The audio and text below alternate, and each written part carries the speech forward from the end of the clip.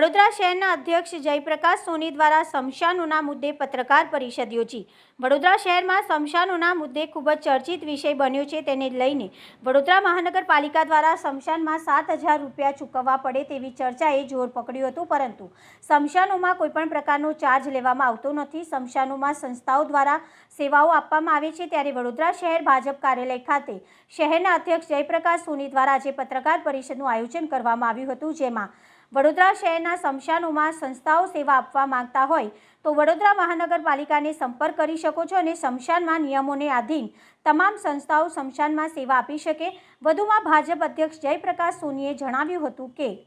जो ये महानगर पालिका ने स्मशान के लिए एक अच्छी व्यवस्था खड़ी करने की कोशिश करी थी, उसमें जो फॉल्स नैरेटिव, एक कंफ्यूजन नागरिकों के दिमाग में डाला जा रहा था, उसको दूर करने के लिए कोई भी स्मशान, कोई भी ट्रस्ट या व्यक्ति चलाने के लिए तैयार है और कुछ सेवा देने के लिए तैयार है,